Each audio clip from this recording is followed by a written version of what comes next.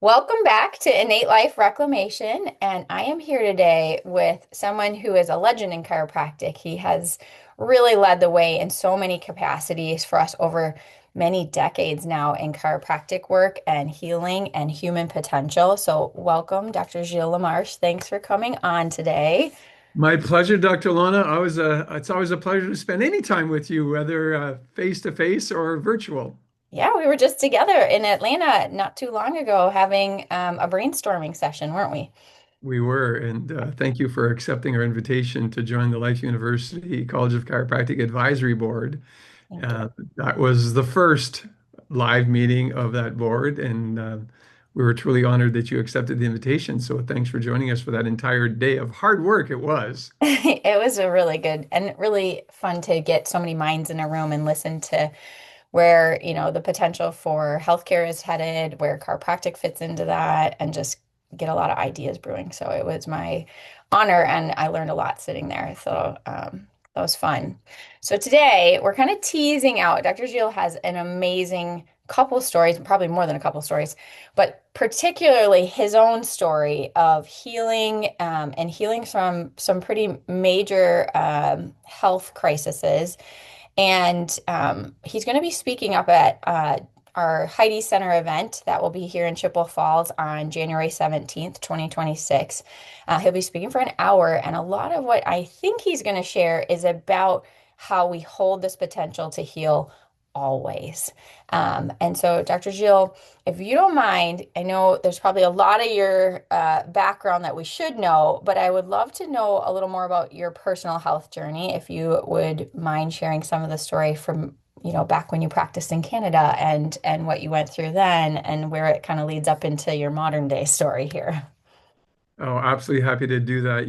It's the philosophy of healing that I learned as a 12-year-old when I first went to a chiropractor was that all organic systems in the universe are conscious, Mm, self-developing, self-maintaining, self-healing. So you think, okay, what does that really mean? Well, you think of a system. Well, there are many systems in the universe, right? We could think of the aqua, the water system, if you like. yeah. And say, okay, so it's conscious, self-developing, self-maintaining, self-healing, provided there's no interference is the Mm, key. And so, to segue quickly from water into human potential, if you keep polluting a river, it will always be polluted. hmm. If you stop putting pollution into a river, over time, it will clean itself. It Yeah. will filter itself and become whole again, like the Hudson River. If we think of the story with, RFK Jr. years ago saying it's polluted, the fish are dying, what do we do? Hmm. Let's segue into the human system.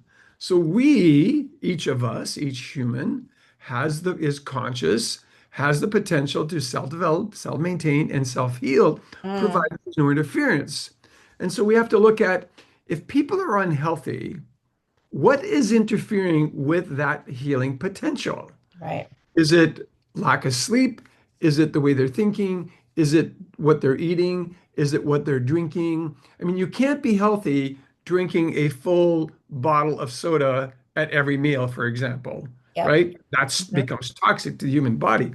But what most people forget, and the way I usually like to tell the story to the public, if I'm having a conversation, say, well, by the way, what does a chiropractor do? I go into these questions. I said, well, before I tell you that, can I ask you a few questions? And people always say, yes. You entertain a conversation.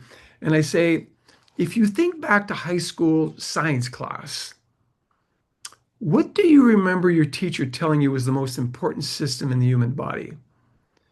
And I'm going to segue really quick into this because the typical answer that I get is the heart. Hmm. Now, because I asked the question and how I asked the question, what do you remember? And I want to entertain a conversation, don't want to make anybody feel bad about it. I Hmm. say, you're right. It's probably what your teacher taught you. Hmm. And I ask you a couple more questions. And they always say yes. I said, so I'm going to assume that last night you went to bed and you slept.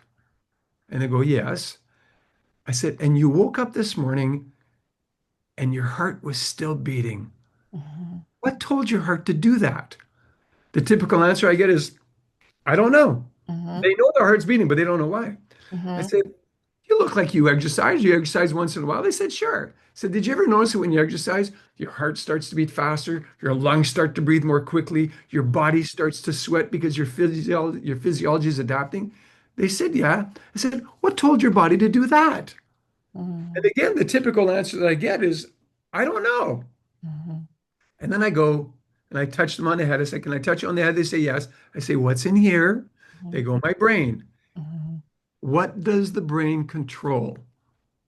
The number one answer, and I've asked it all over the globe to people who speak different languages in different countries, and they all say everything. Mm-hmm. So it tells me that everyone knows that the brain controls every action in their body. They just don't know how it does that. Mm-hmm. So then I said, you're absolutely right. Your brain controls everything. How does it do that? And they go, I don't know. Mm-hmm. I said, would you like to know that? Because Mm-hmm. that's what chiropractors do. They go, yes. And then I talk about messages from the brain, brainstem, spinal cord, through the intervertebral foramen, which is the spaces between the first vertebra and your cervical spine, to the fifth in your lumbar spine, and all the nerves that go to bring the electrical energy to the full function of the human body. Whether it's to control your digestion or your breathing or your heart function or your bowels, whatever it is, the message comes from the brain and it goes to the body, and the body communicates back to the brain in a loop, brain to body, body to brain. And when that communication highway is free without interference, people are healthy. Mm-hmm. When that communication system is not free and it's filled with interference, people are unhealthy and sometimes unknowingly unhealthy. They're just unhealthy without symptoms, because Mm-hmm. we know that the last things to arrive, of course, unless you have an accident, the Mm-hmm. last things to arrive is symptoms. Right. And when people go to a chiropractor and interference is discovered, and we start correcting the interference in the spine that affects nervous system function, the first thing to disappear is the symptom. Yep. Doesn't mean that you're well yet, though, Mm-hmm. because so often people are unhealthy, quietly unhealthy, unknowingly unhealthy. Mm-hmm. And often I'll ask the question, and I'll always preempt it by saying, I don't want to bring back any, sorrowful memories for any of you. But do any of you know someone who was healthy and Mm-hmm. all of a sudden died of a massive heart attack? Right. And depending on the size of the audience, I mean, multiple hands go up. Right. I say, so was that person healthy? Because if they were healthy, they wouldn't die of a massive heart attack. Right. All of a sudden, they were unhealthy, but Mm-hmm. they were quietly unhealthy, Mm-hmm. right? Nobody knew because they had no symptoms. Right. And so symptoms come when your body can no longer adapt. And that's where I can share my story. In Mm-hmm. 2003, all of a sudden, all of a sudden, Yes. I started having like major issues breathing. And it was when I was a little bit more active. But within a matter of weeks or a few months, I started having trouble breathing while I was taking care of my patients in my office, adjusting people. And one of my team members came to me and she had tears in her eyes and she's put her hands on my shoulders and she said, Dr. LaMarche, like, I'm so afraid you're going to die in front of me. And I was like, what? What are you talking about? She said, like, listen to yourself breathing. You sound terrible. And she Mm-hmm. said, and I don't want to be disrespectful, but you look terrible. Like you've aged, 10 years in the past 6 months. There's something seriously wrong with you. And I was like, no, no, no. I know I'm allergic to animal hair, mostly cats and horses and dogs a little bit. I said, I think I'm allergic to something else. I just haven't figured out what that is. Mm-hmm. Because the sensation I was having in my chest was a very similar sensation to when there's a cat or a horse around me. I Okay. start to wheeze and I start having trouble feeling my lungs. Anyway, she was a lot smarter than me, like most women are, smarter than the men around them. And she called my best buddy, who was a physician who I'd never seen as a doctor before, but he called me that night and he said, if I'd made a promise to someone, you were the only person on the planet who could help me fulfill my promise, would you do Mm, whatever it takes to help me? Oh, so yeah, of course I would. That's what friends do. He said, great, I'll see you tomorrow in my office at 4 o'clock. And he hung up the phone, right? That's when we used to have phones on the wall back then. That was in 2003. And he knew I didn't see patients on Tuesday afternoon, so he knew I could make it to his office. So anyway, ended up in his office, and over multiple weeks and multiple, I say, ologists, I got diagnosed Mm, with a terminal condition called primary pulmonary hypertension, and given a pretty much a death sentence. They said most people get diagnosed with this condition, they die within 24 months post-diagnosis. The secondary diagnosis was called cardiomegaly, which is an enlarged heart. So if you put your fist in front of you, that's roughly the size of your heart. So a smaller woman, smaller fist, smaller heart, big man with a big hand, bigger heart. Mine had grown to 2.5 times. So, you go to one, you go to two, and then you do about a half. So my heart had grown to that size because my body was attempting to adapt to this inability for me to get enough oxygen. And mhm. only when my body could no longer adapt, which I'd reached that sort of physical limitation of adaptation, did my symptoms start. So Right. did the problem start 5 years before, 10 years before, 15 years before? Nobody knows. Nobody could tell me that answer. Mm-hmm. The only thing that I was given, the only answer or possibility of survival I was given with a 5-year survival rate was to get a double lung and heart transplant. I was 48 years old, had always been healthy, Mm-hmm. had run, had competed in track and field, had done all sorts of great things, had all sorts of fun. And all of a sudden, I was faced with this dilemma of die within 24 months or less, or agree to a double lung and heart transplant and survive maybe 5 years. Yeah, you hit a you hit a wall like that and you go like, what should I decide? Because a double lung and heart transplant was completely outside my paradigm of health and healing. Mm-hmm. I prayed about it, talked to my children about it, and I came with the decision that I was not going to have the transplant. And if this was God's calling for my life, I'd had a beautiful life, I would transition. And so I found someone to take over my office. That took a few months because I saw a lot of people every single day. Found Mm-hmm. a couple to take my office over. And I officially retired on the 14th of April in 2004. I was 49 years old. And I did what people do when they know they're going to die. I did all my preparation. I mean, everything you could think of that you would do, I did. And I was completely prepared to transition, to leave no burden to anyone. There would be burdens, but not big burdens because I Yeah. handled all the pieces. And then on the 15th of May, 31 days after my retirement, I woke up from a night's sleep. And I won't tell you the exact words that I heard in my, they're not nice words. My mother would punish me if I said that. Um, but it was like, you're an idiot. You're like a beep, beep, beep idiot. You've been teaching and preaching this chiropractic paradigm of health and healing for 25 years. There must be something seriously wrong with your spine and nervous system. Well, my second thought was, well, how could that be? Because I get checked by a chiropractor like every week or two. Mm-hmm. The third thought was my awakening, was the big awakening. Never by the same chiropractor. So Mm-hmm. I was not a practice member in any practice.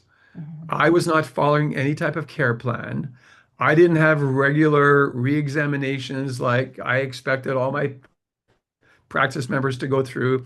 I had not had an X-ray of my spine in probably like 3 decades. And Mm-hmm. so I had not been a practice member in any practice since I had left home after graduating from high school to go to undergrad. So since age 17, I had not had like the regular chiropractic care. So though I was thinking as a chiropractor, I was getting checked regularly and was getting quality care, I was getting very substandard care through no fault of anyone but mine, Mm-hmm. right? My responsibility to choose what I want to do.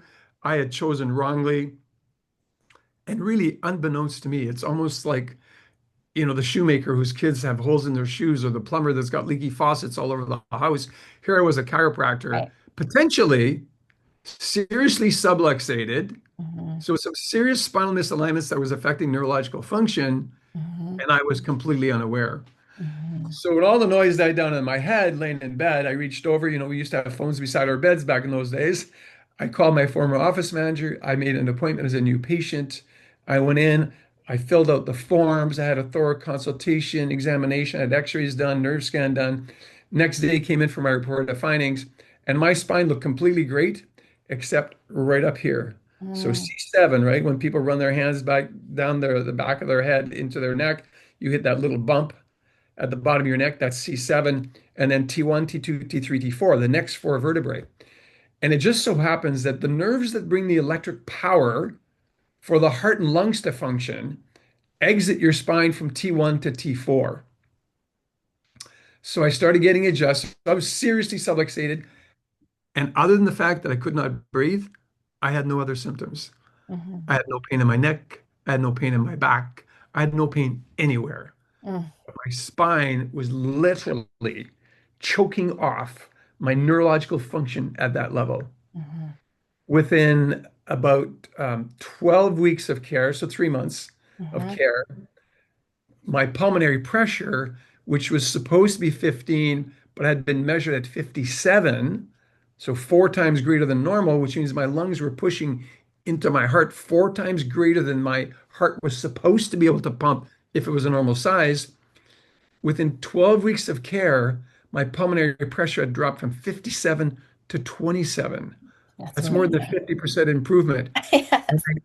I could tell that something was getting better. Mm, I could go up a flight of stairs and not be completely winded. I could walk from the door of my house, down a little hill to my parking area for my car and go, oh my gosh, I actually made it without stopping. Like my something is improving in my body. Within 1 year of care, of very regular chiropractic care with the same chiropractor, mhm, my pulmonary pressure was normal at 15. 1 year. So I went from being on death's door to a year later having normal pulmonary pressure.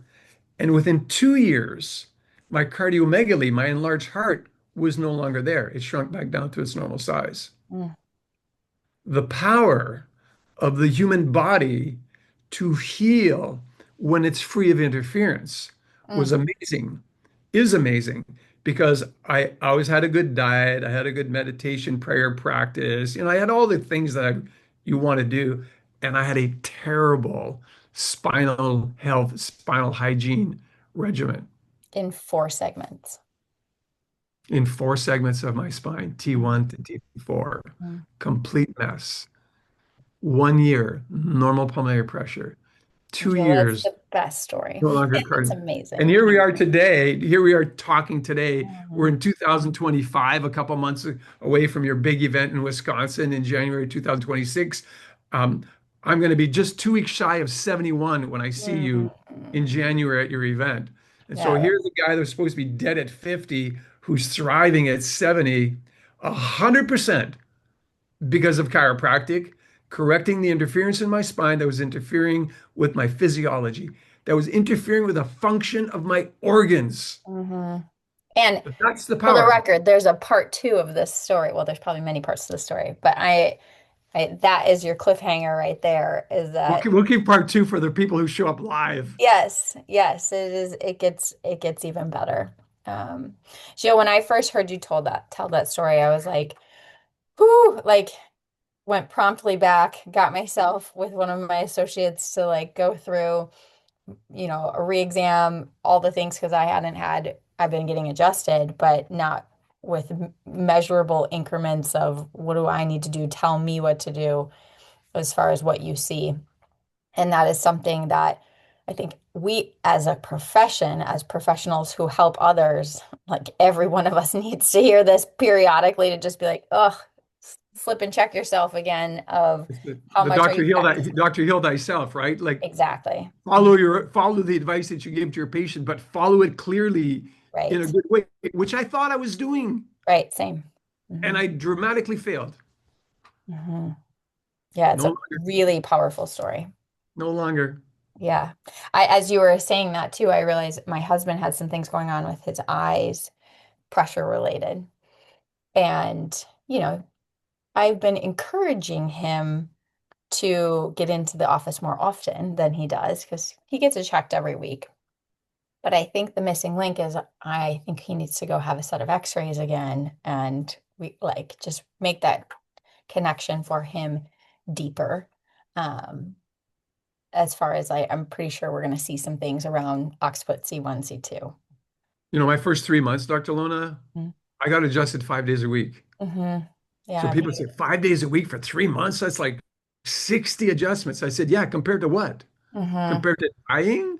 Yeah. Like, duh, Yes. right? My body was Compared to what? dying. Yeah, my body was dying. And 60 adjustments later, we start seeing like major change happening. Mm-hmm. That's nothing, right? Right. A double lung and heart transplant would have cost over $1 million. Yes. At $50 a visit, my care to start to see major recovery was like 3,000 bucks. Right. I know. It's Perspective, amazing. perspective. Ugh, so good. We just need to put you everywhere and have everyone hear your story and then just connect that dots of it's so powerful. Your story is so powerful for the potential to heal, the understanding of the nervous system and the connection of, to your point, if there's interference there, the inability to heal and how chiropractic is such a simple thing. And it's almost too simple sometimes. That's why people are like, what do you mean? I only have to come here once a day and in 90 days I could have completely different function. It's like almost too good to be true, right? It's that simple. It's Yeah. not dousing yourself with chemicals. It's not cutting your organs out. It's not, and it's I mean, amazing. even the chiropractor couple who took care of me at first because they were young in practice, right? Didn't have a Mhm. lot of experience. It was like, do you think it'll make a difference? I said, I don't have a lot of options. Mhm. I'd like to get checked every day until I die or until I thrive. Mhm. It's the only option I've got going on right now. And they went, okay. Oh my And, gosh. we're now 20 years later. I love it. A lot of stories in between. There's a bigger story at the end. Yes. Certainly for At the 2025 end, just story. in the middle still. Yeah, yeah, no, but I mean, at the end of this 20 years, I'm talking Yes. about. Yeah, yeah, yeah. So Okay. there's certainly a 2025 story to tell, but we'll hold that for the people that come live. Yes. Yes. All right. Well, it has been, you just energized me for it to go out and adjust now.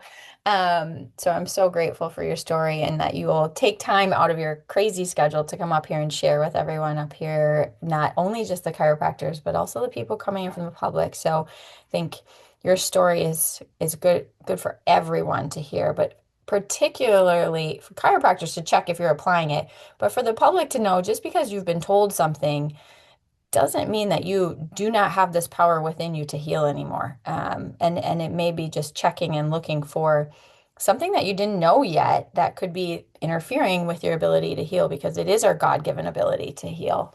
And if you have life Absolutely. force coursing through you, you still have that happening, right? And we just got to look for where maybe something has imbalanced or where has the body had trouble overcoming the interference, even though it's been doing its best to adapt. And I think your stories are so powerful about that. So thank you for everything you do for humanity, truly, Dr. Gilles. No, it's an honor and a pleasure to serve. And, I'll close with the same statement I opened with.